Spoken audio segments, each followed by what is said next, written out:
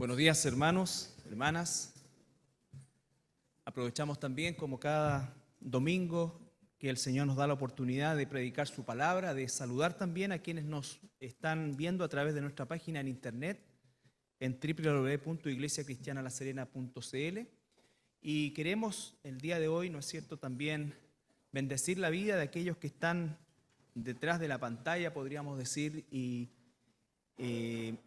y que este mensaje pueda ser también de bendición para sus vidas y de edificación. Hemos estado estudiando el tema, o el gran tema, pretencioso tema también, ¿por qué no decirlo? Conociendo a Dios, entendiendo que nuestra condición finita de poder ser conocedores de la plenitud de Dios es un imposible. Sin embargo, Dios tenía en cuenta esto cuando, por supuesto, Él diseña la forma en cómo nos va a revelar o cómo se va a revelar a nosotros, y lo hace por medio de su palabra. La revelación de la palabra de Dios, por supuesto, no es toda la revelación de Dios, porque Dios no se puede limitar a un libro o a 66 libros. Él es infinito. Por lo tanto, lo que la Escritura hace es definitivamente darnos una visión panorámica, completa, de principio a fin, de quién es Dios, desde el punto de vista de una revelación en la cual Dios es el que selecciona todas aquellas cosas que nosotros necesitamos saber. Como dice la palabra, ¿no es cierto?, que Él nos ha dado todo lo que necesitamos para la vida y la piedad, entendiendo la vida como nuestro diario vivir. Y desde esa perspectiva es que nosotros estamos estudiando estos pasajes y estamos haciendo este estudio, y está basado, como ustedes saben ya hace varias semanas, en Juan 17:3, que dice que, ¿no es cierto?, que la vida eterna consiste en que le conozcamos a Él, el único Dios verdadero, y a Jesucristo, a quien Él ha enviado. Por lo tanto, este concepto del conocimiento de Dios se circunscribe específicamente a la revelación de su palabra, a la revelación de su palabra. Y el día de hoy en particular es muy importante este concepto que estoy dando, ¿no es cierto?, porque básicamente el conocimiento de Dios es, diríamos casi exclusivamente, por medio de su palabra. El Señor nos muestra en su palabra, ¿no es cierto?, el trauma que sufren aquellos o que sufrieron aquellos hermanos profetas de la antigüedad, apóstoles del Nuevo Testamento, que tuvieron un contacto físico con un destello de la santidad de Dios, y vemos, ¿no es cierto?, que la experiencia que ellos viven es definitivamente traumática. Definitivamente traumática, no solamente por la espectacularidad de la situación en sí, sino que también traumática porque por primera vez es que se dan cuenta ellos cuál es la condición tan caída, tan pecaminosa que tenemos nosotros como seres humanos. Y esto no es para pescar un martillo y golpearnos en la tierra y decir qué malos somos y qué terrible, no, sino que el concepto de la depravidad o la caída o la corrupción absoluta del ser humano es algo que hasta el día de hoy, y estoy hablando en el ámbito de del concepto del cristianismo, hasta el día de hoy es algo que no se acepta completamente. Por alguna razón el cristianismo actual está siempre haciendo un cierto hincapié en que el ser humano no es tan caído, ¿no es cierto?, que no está tan caído y que está, más bien está muy mal herido, pero no está muerto, como es lo que nos dice la Escritura, entregándonos cierto grado, ¿no es cierto?, de capacidad para vivir una vida santa y, peor aún, alcanzar el proceso de la salvación. Pero estos hombres experimentaron algo absolutamente distinto y que es la realidad de Dios. Experimentaron su total depravación, su total condición caída, su total mortandad como seres humanos delante de un Dios completamente santo. Ellos nos dijeron, y estamos hablando de personas que bajo nuestro prisma humanista, ¿no es cierto?, podríamos catalogarlo de personas definitivamente con un estatus espiritual mucho más elevado que el nuestro. Estoy hablando humanamente, ¿no es cierto? Y por lo tanto, podríamos decir que cuando se manifiesta, ellos, en vez de ver o tener esta experiencia tan traumática, ellos podrían quizás haber relucido mucho más aquello que los acerca a Dios, pero todo lo contrario, la santidad de Dios lo que hace es hacer más abrupta, más traumática, más gigantesca la total y absoluta separación que Dios tiene con nosotros por causa del pecado. Entonces, ese proceso es el que de alguna manera durante las primeras semanas quisimos establecer con la finalidad de que nosotros entendamos de manera mucho más profunda lo que significa la santidad de Dios y lo que significa la pecaminosidad humana. Son dos cosas que están en dos extremos infinitamente opuestos, infinitamente opuestos. Nuestra pecaminosidad es tan destructiva, es tan ajena a la santidad de Dios que están infinitamente separados. Ahora, ¿cómo es que entonces podemos nosotros entender a un Dios o a Dios que viene y se acerca a nosotros por medio de la persona de nuestro Señor Jesucristo? Y entendemos entonces lo que significa el hecho de que es absolutamente imposible, absolutamente improbable que nosotros como seres humanos pudiésemos haber tendido alguna especie de puente para alcanzar a Dios. Eso es una aberración, eso es absolutamente falso y eso es una de las mentiras que la iglesia cristiana tiene que erradicar. Tiene que erradicar.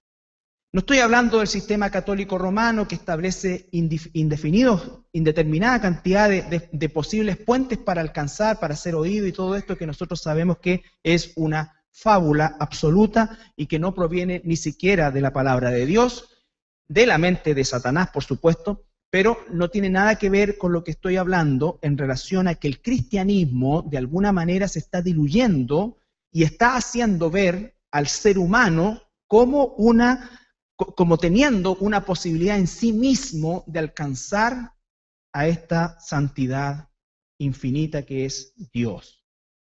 Vimos también la respuesta de indignidad que estos hermanos experimentan y la semana pasada también revisamos y comenzamos a revisar cómo es que esta santidad de Dios, Dios la demanda de su iglesia, de su cuerpo. Y recordamos Efesios capítulo 5, versículo 25 al 27.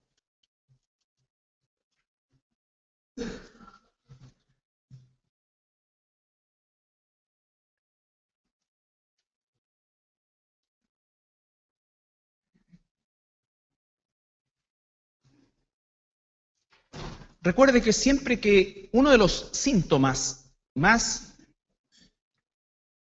patognomónico, como se diría en medicina, uno de los síntomas más claros de esta enfermedad que ha entrado en el pensamiento cristiano el día de hoy, obedece al hecho de que sentimos o nos sentimos inmensamente atacados cuando escuchamos esto.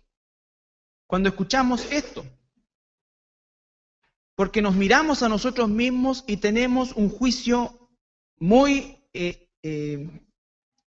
condescendiente con nosotros mismos y por lo demás siempre a nuestro alrededor hay alguien más malo y más depravado que nosotros, por lo tanto tenemos cierta justificación al respecto. Pero cuando nos encontramos con la santidad de Dios, la respuesta del verdadero hijo e hija de Dios es de un desarme absoluto. Un desarme absoluto. Pero por otro lado es una gloria infinita también por el hecho de que entonces dependemos completamente de Dios. No se caen nuestras emociones, nos afecta nuestra autoestima, ninguna de esas cosas. Sino que al contrario, nos afirmamos plenamente en Dios porque entendemos que su yugo es liviano. Y el que llevábamos nosotros era inmensamente pesado y Él nos da su yugo, entonces de esa manera nosotros ocurre una situación que en el mundo, ¿no es cierto?, no se da o se da al contrario. En el mundo cuando te dicen tú eres súper malo, inmediatamente, y si a un niño le repiten eso en el colegio, ¿no es cierto?, va destruyendo su autoestima, esto, acá y allá, y después termina con tratamientos de todo tipo. Pero cuando el cristiano se da cuenta por medio de la Escritura, no que es súper malo, sino que es absolutamente malo, paradojalmente y de forma sobrenatural, descansa. Descansa. No solamente soy malo, sino que además estoy caído, estoy ciego. Pero descanso porque el Señor comienza a hacer una obra perfecta en mi vida. Como dice el apóstol Pablo, yo era el peor de todos, era como un abortivo. Pero por la gracia de Dios soy lo que soy. Dios no nos deja sin una obra. Que lejos de colocarnos orgullosos nos da un estado de paz, porque entendemos que todo depende de Él, pero nosotros tenemos que ser fieles. Entonces, dice en relación a la iglesia, maridos, amad a vuestras mujeres, así como Cristo amó a la iglesia y se entregó a sí mismo por ella. Cristo amó a la iglesia y se entregó por ella. ¿Para qué? Para santificarla. La palabra santificarla está en un tiempo auristo que se llama, que es un tiempo permanente, o sea que es un proceso permanente, no es algo que hizo una vez y dejó de hacerlo, es un proceso permanente, habiéndola purificado en el lavamiento del agua por la palabra, no por rituales, no por expresiones externas fabricadas por una religión, sino que por la palabra. A fin de presentársela, aquí viene, hay un propósito en eso. Un día esto va a ocurrir, a fin de presentársela a sí mismo una iglesia gloriosa que no tuviese mancha ni arruga ni cosa semejante, sino que fuese santa y sin mancha. Entonces hay un propósito, hay una razón, hay todo un quehacer que el Espíritu Santo realiza en la iglesia a fin de un día, en las bodas del Cordero, presentar esta iglesia como una novia sin mancha, sin arruga, ¿no es cierto? Y se la va a presentar a sí mismo, al Señor Jesucristo. Entonces decíamos la semana pasada que la primera labor de la iglesia es entender que así como Dios es santo, nosotros debemos ser santos. Y la forma de ser santo es por medio del lavamiento permanente en la palabra de Dios. En un proceso que por supuesto es imperfecto en su ejecución porque somos nosotros, pero es perfecto en su desarrollo porque es el Espíritu Santo quien lo está realizando. Pero lo que nunca debe ocurrir en la vida de un cristiano es que no sea parte de este proceso. Quien niega ser parte de este proceso, por supuesto que lo más probable es que ni siquiera sea cristiano. Y la primera parte de ser parte del proceso es ser parte de una iglesia. Si yo no soy parte de una iglesia, ni siquiera estoy dentro del proceso, ya estoy rechazando el mecanismo, la forma, el modelo que Dios ha establecido. ¿Cuántas veces ustedes han escuchado, mira, yo en realidad no voy a ninguna iglesia, pero tengo una relación súper grande con el Señor, y en la verdad, y el Señor, y el Señor, y el Señor, y se llenan la boca con el Señor, y están pecando? Eso es pecado. No pueden haber dos verdades. Si Dios dice que la iglesia es su cuerpo y que Él la perfecciona, y que para eso ha puesto maestros, pastores, evangelistas, y la perfecciona, entonces es porque ese es el modelo de Dios. Si tú ves, escuchas o vives otro modelo, tú estás en pecado. No hay dos verdades. Y si una es verdad, la otra es mentira. Y si es mentira, no viene de Dios. Y si bien no viene de Dios, viene del padre de la mentira, que es el diablo. Pero ellos dicen que creen en Dios y, oye, son súper buenas personas. No me importa. Porque yo no estoy aquí para filosofar con las personas ni para tratar de entender su torcida posición. Estamos aquí para proclamar la verdad de Dios y ayudar a que la gente se ajuste a ella. Por eso Dios nos va a pedir cuenta. Por eso Dios nos va a pedir cuenta. Nosotros no cambiamos a las personas, no convertimos a las personas, pero estamos puestos como atalayas para advertir a las personas. Si las personas no obedecen, Dios dice, yo voy a juzgar a esa persona, pero tú serás limpio de su sangre. Lo repite en el Antiguo Testamento, lo dice y lo repite en el Nuevo Testamento.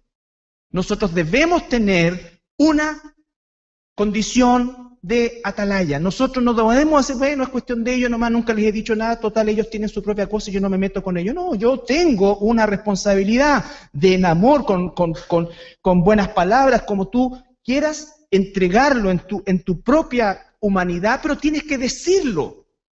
Y si eso que dices está ajustado a la palabra de Dios y te encuentras con un portazo, esa es tu función y ahí terminó. Y lo entregas, como dice el apóstol Pablo, a Satanás. Porque quien está en desobediencia con Dios no está bajo la cobertura de Dios. inmediatamente ocurre una situación en la cual entonces nosotros no seguimos. ¿Por qué? Porque en definitiva las personas tienen una mínima inteligencia y cuando rechazan algo, saben por qué lo están rechazando. Porque no lo quieren, porque no les gusta, porque tuvieron una mala experiencia en una iglesia, porque un día, ¿no es cierto?, un pastor se fue con la del coro y hizo esto, y acá nosotros se llevó la plata, y eso sí, hay muchas iglesias corruptas que no son iglesias, pero también hay muchas iglesias sanas. Tu deber es buscar en Dios el lugar donde Él te ponga. Porque el plan de Dios no ha cambiado. Esa gente no va a llegar a recibir. Tienes razón, en realidad eran tantas las corrupciones que viste que tienes toda la razón. Qué bueno que nunca te congregaste. ¿Qué es eso? No va a pasar eso. Dios va a juzgar a todos los corruptos, por supuesto, pero va a juzgar a todos los que van a usar eso como pretexto. Además que cuando la gente me dice a mí, oye, no, lo que pasa es que mira ya, muchas van estos gallos, yo los conozco, son todos medios corruptos, cuestiones van a tu iglesia. Claro, le dije yo, pero no hay ningún problema, siempre hay espacio para uno más. Ven nomás. ¿O qué te crees que aquí nosotros somos qué? Palomitas blancas. Somos todos ex corruptos. Y espero que nos mantengamos siempre en esa condición de ex. Siempre hay espacio para un corrupto más. Entonces, hermano, Dios ha establecido la iglesia como el modelo de Él perfeccionar a su pueblo. Así como en la antigüedad tomó un pueblo en particular llamado Israel, ahora en este tiempo, en este paréntesis llamado iglesia, ha tomado un pueblo también que lo ha insertado en la raíz verdadera por causa de la desobediencia de Israel, pero un día volverá a tratar con Israel. Y estamos cada vez más cerca de ese día. Entonces, tener en cuenta el hecho de que efectivamente la iglesia es el cuerpo de Cristo, la esposa de Cristo, y es nuestro deber velar para que no tenga mancha ni arruga por medio del lavamiento de la palabra. Entonces un pastor, decíamos, que lo que debe hacer es interceder permanentemente por su rebaño, que no es suyo, está en comodato, ¿no es cierto?, hasta que el dueño del rebaño lo reciba. Y el dueño del rebaño va a pescar a todos los que él colocó como responsables de guiar y alimentar este rebaño y los va a juzgar conforme a una medida que él ya tiene, ¿no es cierto?, establecida y que está claramente escrita en la palabra. Nosotros recordamos entonces Colosenses 1, 3 al 9.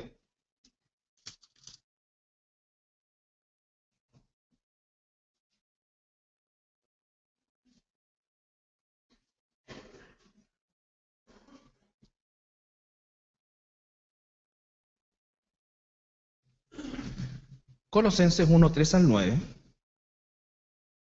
El apóstol Pablo dice, siempre orando por vosotros, dando gracias a Dios Padre de nuestro Señor Jesucristo, habiendo oído de vuestra fe en Cristo Jesús y del amor que tenéis a todos los santos. Hay mucha carne ahí, pero vamos a seguir porque hay un pasaje que me interesa en particular. A causa de la esperanza que os está guardada en los cielos, de la cual ya habéis oído por la palabra verdadera del Evangelio, palabra verdadera del Evangelio, que ha llegado hasta vosotros así como a todo el mundo, y lleva fruto y crece también en vosotros desde el día que oísteis y conocisteis la gracia de Dios en verdad, siempre plural, como lo habéis aprendido de Epafras, nuestro consiervo amado, que es un fiel ministro de Cristo para vosotros, que también nos ha declarado vuestro amor en el Espíritu, por lo cual también nosotros desde el día en que lo oímos no cesamos de orar por vosotros y de pedir que seáis llenos del conocimiento de la voluntad en toda sabiduría e inteligencia espiritual.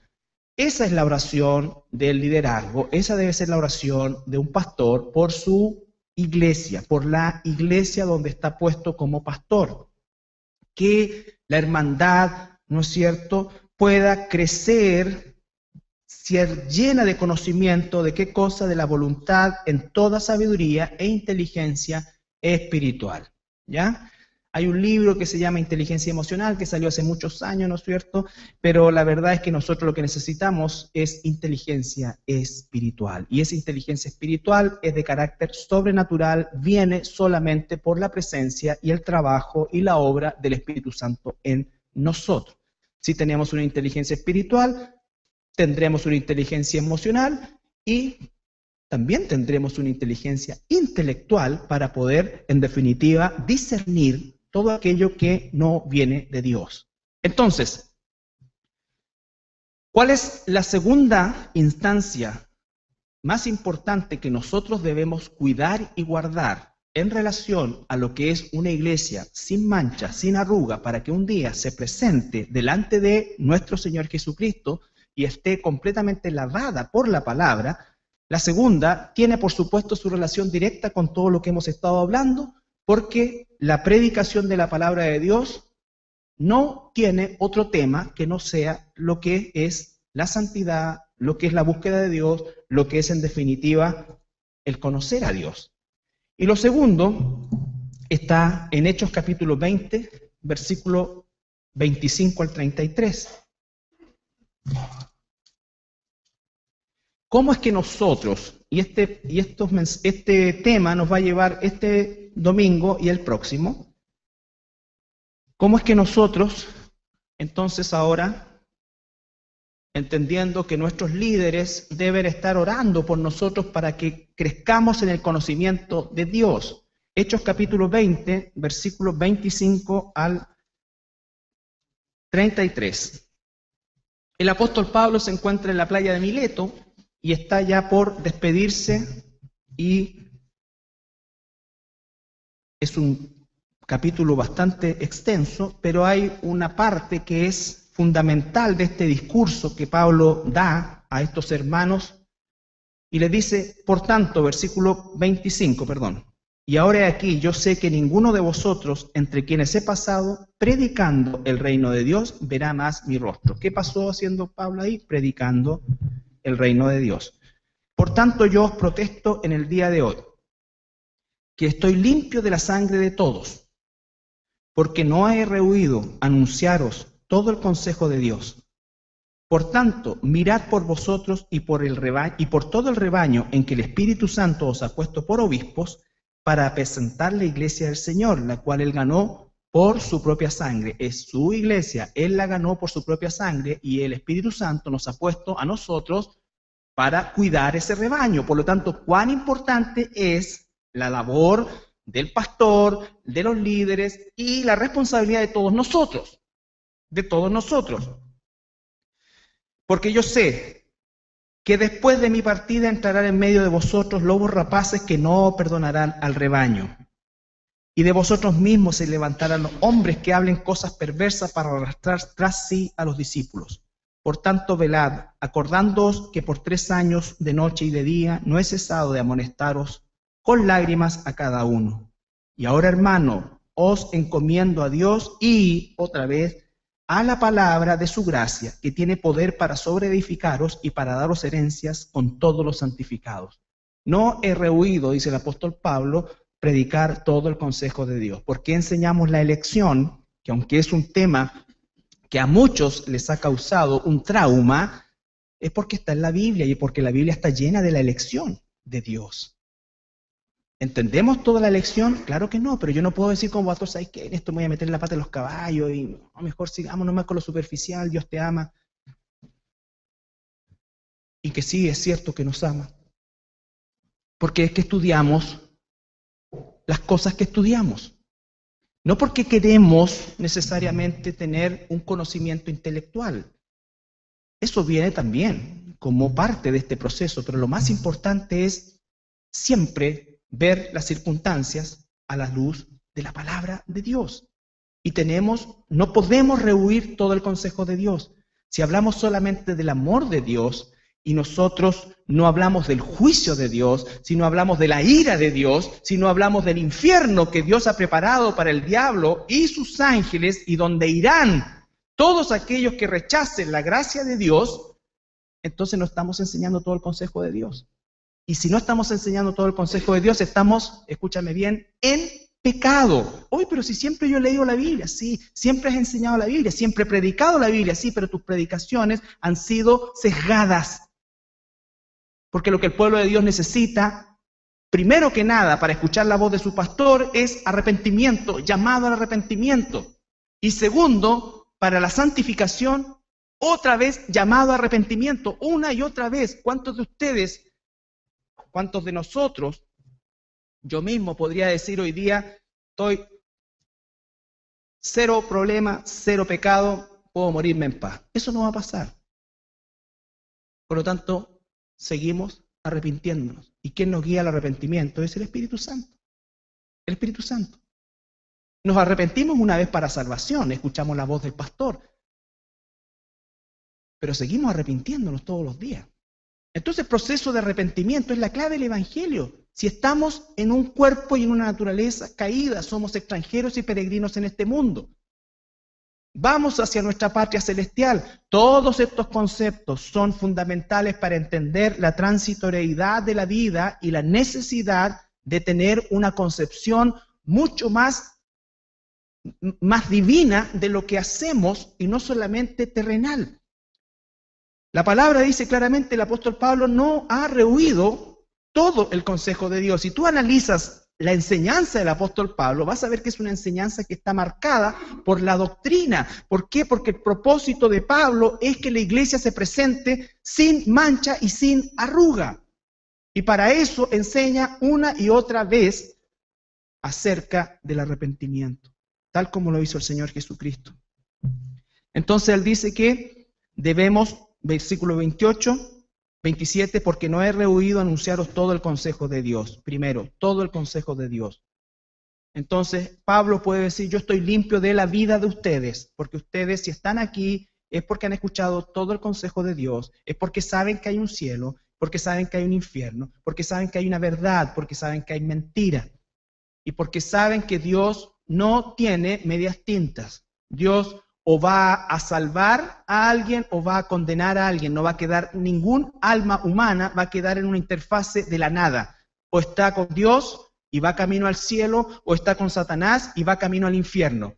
Muchos en la iglesia creen que están con Dios, pero creen que están con Dios porque nunca han escuchado todo el consejo de Dios. Porque si escuchan todo el consejo de Dios, lo primero que dicen, ese no es mi Dios.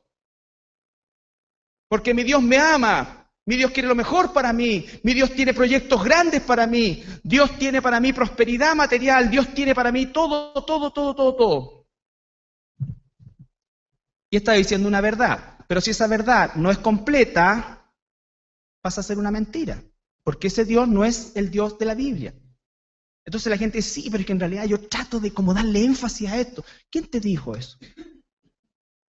¿Quién te dijo eso? ¿Dónde aparece en la Biblia? Mira, ¿sabes qué? Trata de darle énfasis a esto. Todo el consejo de Dios es importante. Y si hay un énfasis en la Escritura, es el llamado al arrepentimiento. Es el llamado al arrepentimiento. Entonces, hermanos, ¿qué es lo que nosotros tenemos que entender? Que somos responsables de cuidarnos de la falsa doctrina. La falsa doctrina no es solamente Antares de la Luz.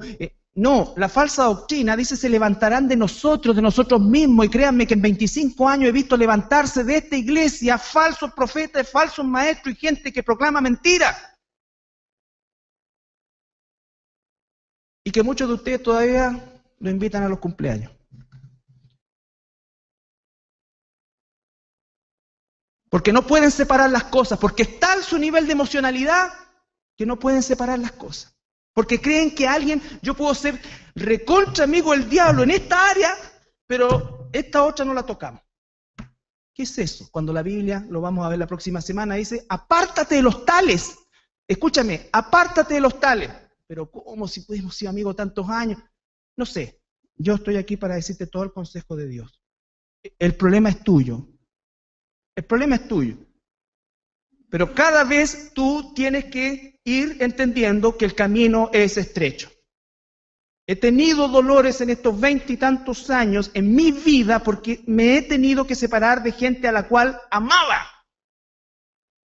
Pero ellos están en apostasía, no son hijos de Dios, aunque digan que son hijos de Dios.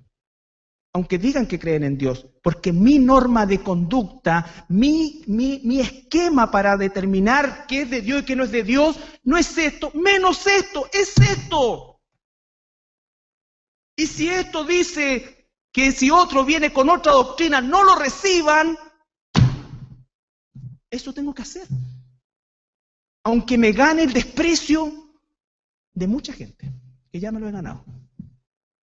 Y no es que uno se haga el mártir, ni tampoco la vida me ha cambiado ni he dejado de comer dulce por eso. Si tampoco le vamos a ponerle tanta la cuestión y que ay, no.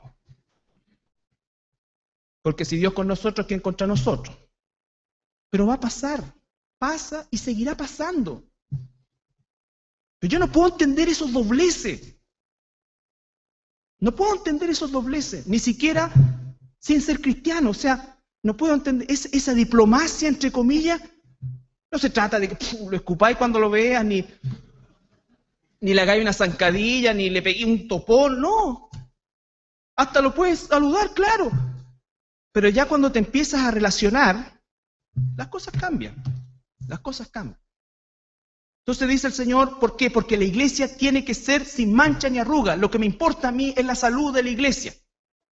Ni siquiera me importa si tus proyectos no salen, si te va bien, si tu pueblo lo terminó contigo, si...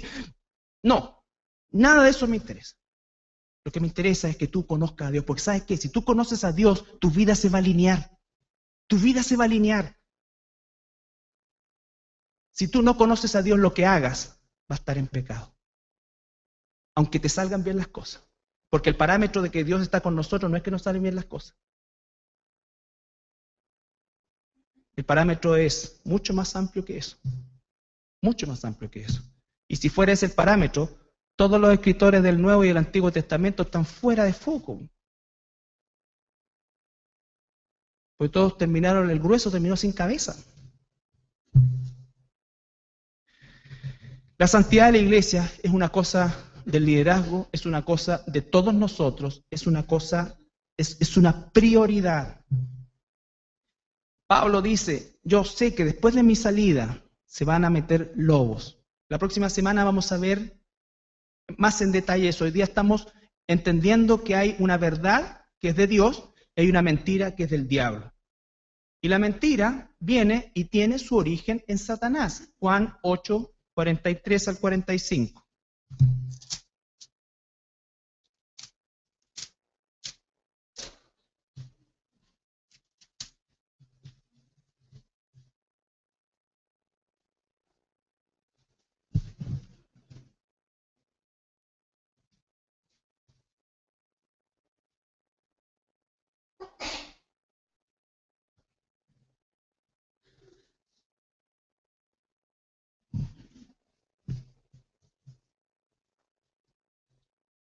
Juan 8, 43 al 45. Que el Señor Jesucristo está discutiendo con los fariseos y el Señor les dice a tono de pregunta, ¿por qué no entendéis mi lenguaje? ¿Acaso Jesús estaba hablando en italiano, en español? No, estaba hablando en arameo o en hebreo y era efectivamente el idioma que los fariseos perfectamente entendían.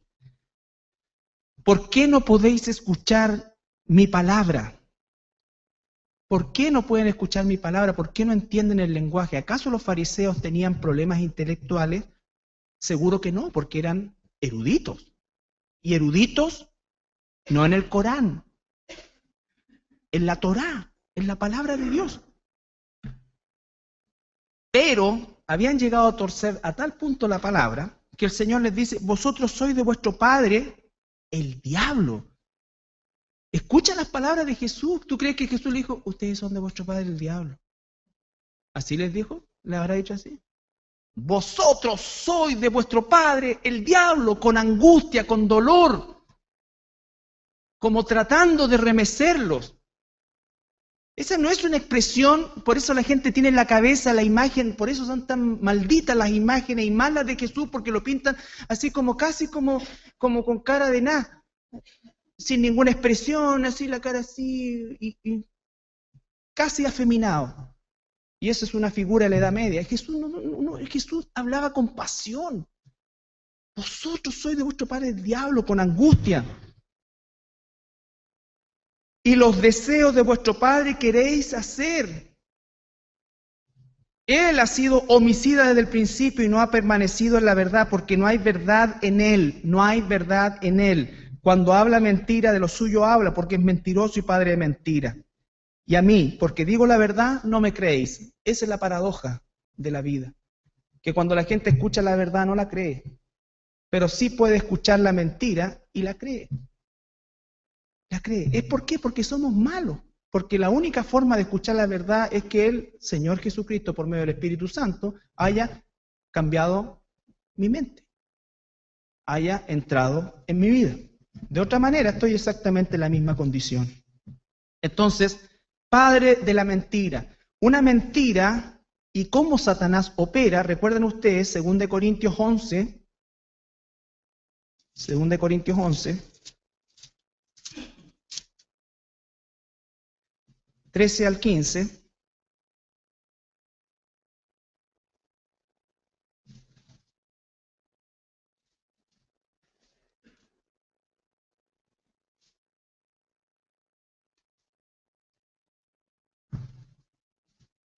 Porque estos son, escucha, falsos, porque estos son falsos apóstoles, o sea, se habían puesto ya título de apóstol, o sea, estamos hablando del ambiente eclesiástico, obreros fraudulentos que se disfrazan como apóstoles de Cristo. Entonces, cuando tú ves a alguien que se disfraza de apóstol como Cristo, que son obreros fraudulentos, por el amor de Dios, ¿qué es lo que tú tienes que hacer? ¿Qué es lo que te dice la Biblia? Porque nos vamos a enfrentar a esto. Nos vamos a enfrentar a esto. ¿Qué es lo que tenemos que hacer? ¿Condenarlo? No. ¿Maldecirlo? No. Separarnos. Separarnos, dice la palabra. Entonces, aislarnos es un término que no podemos aplicar porque nos vamos a encontrar. Separarnos significa que ya no participamos. Para los antiguos, la comida no era como para nosotros que hoy día, ¿no es cierto?, con el tipo de vida que llevamos, llega uno, almuerza a la 1, otro almuerza a las 2, otro almuerza a las 3, almuerzan viendo tele, todo. No, la comida para nosotros hoy día no tiene ninguna validez. Pero hasta hace algunas décadas atrás, por lo menos en nuestro país, en el mundo, el sentarse a comer era un momento de comunión también, en esta época, con mayor razón. Por eso dice, ni aún os sentéis a comer con ellos, pero eso casi no se aplica a nosotros, pero está hablando de las situaciones donde tú tienes comunión con tus hermanos, comunión con tus hermanos. Entonces, a eso se refiere el Señor. Por eso yo hablo de las invitaciones, de las participaciones, de esto, de aquí, de allá, porque es lo que hoy día opera como comunión.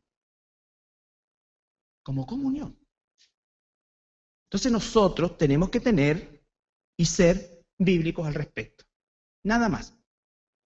Nada más. No doy ningún ejemplo, solamente no evito predicar todo el consejo de Dios. Y por favor, nadie me pregunte algo que estoy diciendo acá y que sabe por regla de 3 que está mal, y no espere que yo como que busquemos la quinta o sexta u octava pata, ya no de un gato, sino de un monstruo, ¿no es cierto?, para tratar de justificar algo. Cada uno de ustedes, así como yo mismo, tiene que hacer un análisis con la palabra, y la palabra te va a descarnadamente decir que estás en pecado o no. Y tú tienes que ser fiel a la palabra. Pero nosotros tenemos que marcar una diferencia escritural, de ninguna otra manera. Lo que el mundo opine ya es un asunto del mundo.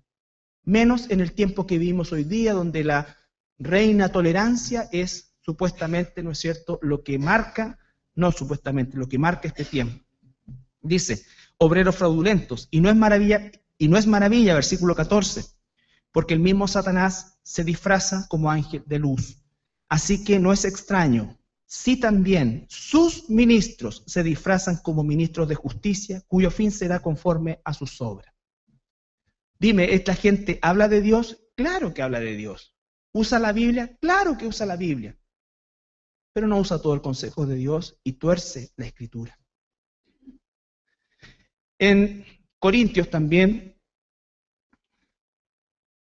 a ver,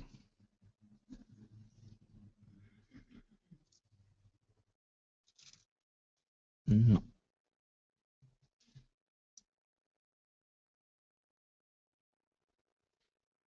Primera de Timoteo, vamos a Primera de Timoteo, vamos a decir, por tiempo vamos a ir a Timoteo. Primera Timoteo 1:3.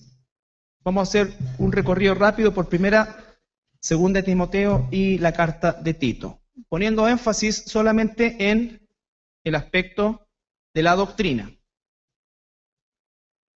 Satanás no mata por medio de la posesión demoníaca, ni que vomite cosas verdes por la boca, ni que se le dé vuelta la cabeza en 180 grados. Satanás, su forma de trabajar es la mentira, torciendo la escritura. Primera de Timoteo 1:3. Primera de Timoteo 1:3.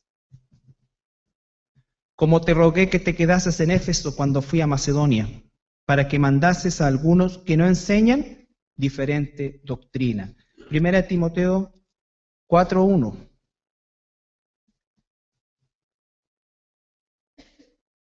Pero el Espíritu dice claramente que en los postreros tiempos algunos apostatarán de la fe. Eso que algunos apostatarán de la fe no es que cristianos se convirtieron en no cristianos. Es que recuerden ustedes, tal como Jesús dijo que le seguía una cantidad inmensa de discípulos, cuando Él comienza a predicar la palabra completa, dice que muchos de sus discípulos ya no andaban con Él. Hay muchos seguidores de Jesús, pero no son cristianos. Hay gente que le gusta venir a la iglesia, que le gusta incluso escuchar la palabra de Dios, pero nunca se han convertido. Esto no es que gente, el apóstata siempre ha sido apóstata, solo que en algún momento cuando se aprieta, ¿no es cierto?, la cosa, efectivamente es ahí cuando sale a lucir o a relucir lo que siempre ha sido. Apostatarán de la fe escuchando a espíritus engañadores y doctrinas de demonios. Otra vez, espíritus engañadores, doctrinas de demonios. 4:16. Advertencia para Timoteo de parte del apóstol Pablo. Ten cuidado de ti mismo y de la doctrina. Ten cuidado de ti mismo y de la doctrina, siempre. Cuando escuches, oye, es que en realidad el tema de la doctrina a mí no me gusta porque divide. Corre. Ten cuidado de ti mismo y de la doctrina, persiste en ello, pues haciendo esto te salvarás a ti mismo y a los que te oyeren. Primera Timoteo 6, capítulo 3 y 4.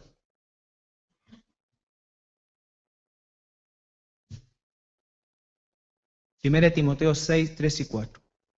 Si alguno enseña otra cosa y no se conforma a las sanas palabras de nuestro Señor Jesucristo y a la doctrina que es conforme a la piedad, está envanecido. Vamos a ver la próxima semana que una de las características más grandes de los falsos maestros es el envanecimiento, el orgullo. El orgullo que se manifiesta que a pesar que tú le colocas la Biblia por delante, le dices, estás en pecado, no lo reconoce. Está envanecido, nada sabe y delira, fíjense las palabras que usa, delira acerca de cuestiones y contiendas de palabras de las cuales nacen envidias, pleitos, blasfemias, malas sospechas. Esos son los frutos que vienen de los falsos profetas. Otra vez, preocupación por la doctrina. Versículo 20, de ahí mismo el capítulo 6, 20-21. Oh Timoteo, guarda lo que se te ha encomendado, evitando las profanas pláticas sobre cosas vanas y los argumentos de la falsamente llamada ciencia, la cual profesando algunos se desviaron de la fe. La gracia sea contigo. Amén. Segunda de Timoteo 3:5. Que tendrán, segunda de Timoteo 3:5, que tendrán apariencia de piedad, pero negarán la eficacia de ella. A esto se evita. ¿Cómo es que negarán la eficacia de ella? Porque negarán la palabra de Dios. Negarán lo que la Escritura dice. Capítulo 4, versículo 1 al 5. 1 al 5. Te encarezco delante de Dios y del Señor Jesucristo, que juzgará a los vivos y a los muertos, en su manifestación y en su reino, que prediques la palabra, instes a tiempo y fuera de tiempo, redarguye, reprende, exhorta con toda paciencia y doctrina.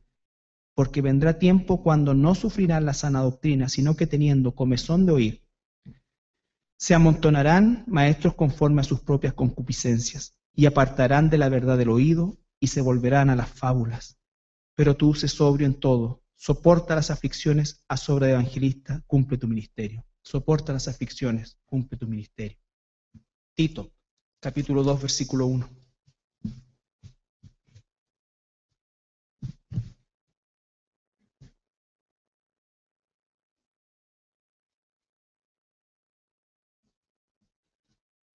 Pero tú, después de describir, ¿no es cierto?, los que profesan conocer a Dios, pero no conocen o niegan su palabra, dice, pero tú habla lo que está de acuerdo con la sana doctrina. Tú habla lo que está de acuerdo con la sana doctrina. Por eso es que dice la palabra también que Él nos ha dado un espíritu de valentía y no de cobardía. Un espíritu de valentía y no de cobardía, porque normalmente cuando tú predicas, enseñas, compartes la verdad de Dios, tal como Él pide que la compartamos, entonces nosotros normalmente vamos a encontrar aflicción. Aflicción. Es muy difícil que encontremos aprobación, aún de aquellos que son hijos de Dios y que quizás el primer golpe sea traumático y después, ¿no es cierto?, el Espíritu Santo les redarguya y los convenza de pecado. Pero son muy pocas las veces que las personas son inmediatamente convencidas de pecado, pero las hay también. Pero normalmente el proceso es más bien aflictivo que de recepción inmediata. Dice también en Corintios, Primera de Corintios,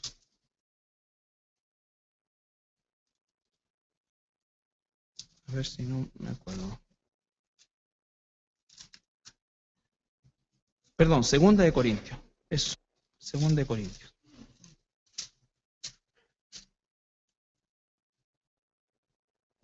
Capítulo 2.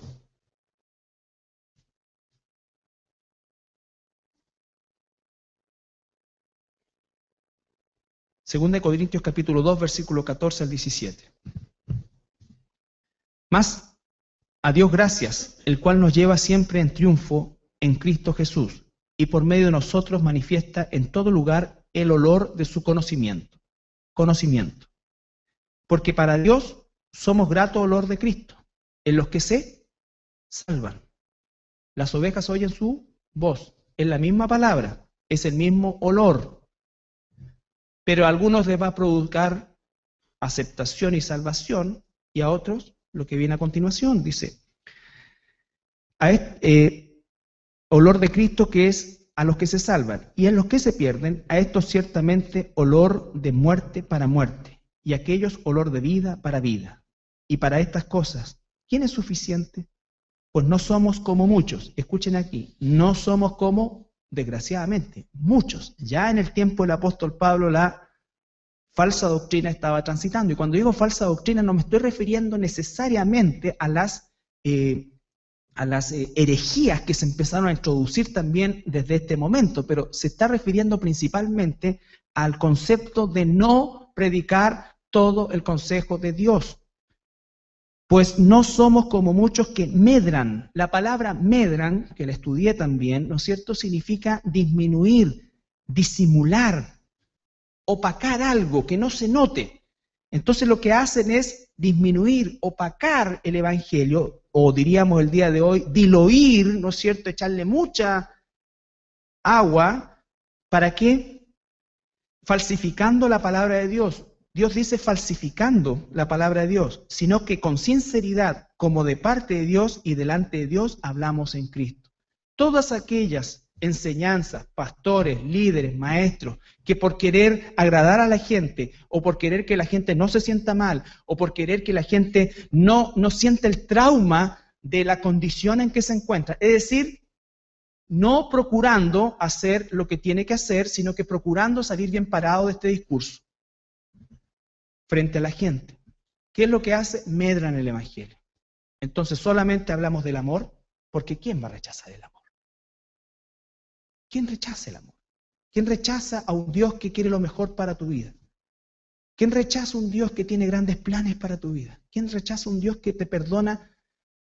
Mira, hagas lo que hagas. Hoy día salió, ¿no es cierto?, el jerarca romano hace un par de días atrás que dice, y voy a hablar de algo que es burdo, esto ha sido principalmente enfocado dentro del círculo de lo que se llama iglesia evangélica, pero el jerarca romano dijo, ¿no es cierto?, que no importa si alguien no creía en Dios, pero si tenía una buena conciencia se salvaba igual. ¿Cómo deja eso a todos los ególatras, a todos los pecadores y a todas las bestias hoy día? Felices, porque entonces yo puedo ser hasta ateo e igual me voy al cielo. Si fuera ateo, tendría que decir, si es que hay un cielo. ¿Te das cuenta? En la iglesia evangélica, ¿no es cierto? ¿Qué es lo que ha hecho? Ha hablado solamente de que Dios nos ama, de que Dios quiere salvarte, de que Dios murió por ti, de que Dios está, y toda esa figura que Dios está ahí, ¿no es cierto?, en la hoguera, calentándose las manos, el Señor Jesús, y que el tipo sube y baja todos los días por la escalera y dice, chuta, he tenido a Jesús de invitado tanto tiempo y ni lo he pescado. Así como que fueron por... ¿Qué te has creído? Él es Dios, es soberano sobre toda la vida, y por su gracia no hemos sido consumidos. ¿Y sabes qué? Que si permanece en esas condiciones, porque nunca fuiste oveja y te vas a quemar en el infierno y después en el lago de fuego, escúchame, por los siglos de los siglos de los siglos. Y de los siglos. Esa es la verdad. Pero ¿a quién le gusta escuchar eso? Solo, no estoy diciendo que le gusta, solo lo va a aceptar el que ha nacido de nuevo. Medio a regañadiente, de repente le buscará su... que suene algo por ahí, pero le va a hacer el juego correcto, porque el Espíritu Santo lo hace de manera sobrenatural. Pero el error es, entonces, cuando dice, este ministerio es súper exitoso, está lleno de personas, está lleno de gente. No, el éxito no se mide por eso, el éxito se mide por la pureza de la iglesia en función del lavamiento por la palabra de Dios. Nosotros estábamos todos condenados y Dios, por su gracia, por el puro afecto de su voluntad, Él nos salvó, no por obras de justicia. Estábamos completamente ciegos, completamente caídos, muertos espiritualmente, completamente muertos. No había nada en nosotros y Él, por su amor, nos sacó de esa condición. Y nos ha puesto para que nosotros seamos atalayas y le compartamos todo el consejo de Dios a las personas. Y los resultados no son nuestros. Escasamente nosotros calificamos para sembradores, nada más. Nada más. Y si sembramos la mala semilla, lo poco que podemos hacer, lo hacemos mal. Porque la semilla del Evangelio es completa. Y la semilla del Evangelio parte con arrepiéntete. Si tú eres hoy día una persona simpatizante de Dios, aunque seas un jovencito, una jovencita, o aunque seas un adulto mayor que te fuiste a hacer un chequeo médico y está espectacular, pero si tú estás jugando con Dios, puede caer un juicio sobre ti y en un abrir y cerrar de ojos tú te vas a encontrar en el infierno. Lo único que te pido encarecidamente, como un pecador salvado por la gracia de Dios, no juegues con Dios. No juegues con Dios. Puedes jugar conmigo, puedes jugar con personas, pero no juegues con Dios. Si no juegas con Dios, no vas a jugar con las cosas de Dios. No vas a jugar con la iglesia, no vas a jugar con su palabra, no vas a jugar con eso. Esto no es un juego, esto es una realidad aterradora. Hay un infierno que se está tragando millones de personas todos los días. Todos los días. Entonces, nosotros somos parte de una guerra. La gente se sorprende, oye, en Israel está la guerra, uy, qué peligroso. ¿Sí? Si tú no tienes al Señor, te puede dar un infarto a la salida acá y te va a ver al infierno, y te digo que Gaza es Disneylandia al lado de lo que hay allá. Esa es la verdad. Solamente la puedes aceptar si el Espíritu Santo está en ti. Si no, voy a hacer quizás de lo peor para tu vida, de lo peor. Y habré sido el peor predicador, la peor enseñanza, lo más terrible y más absurdo que has escuchado. Entonces, no es la calidad de la predicación, sino que el fondo de la predicación. Y el fondo de la predicación es que Dios es un Dios que ha amado a su pueblo y que a su pueblo, hasta que entre la última oveja que Él tiene ya predestinada, ahí va entonces a cortar, va a sacar a su iglesia y va a comenzar otra etapa. Otra etapa. Y después de esos 7 años vendrá un juicio ante el gran trono blanco. Y ahí se van a abrir los libros, pero no para salvación ni perdición, sino que se van a abrir los libros y una de las hojas más leídas van a ser la cantidad de veces que rechazaste a Dios. La cantidad de veces que rechazaste a Dios.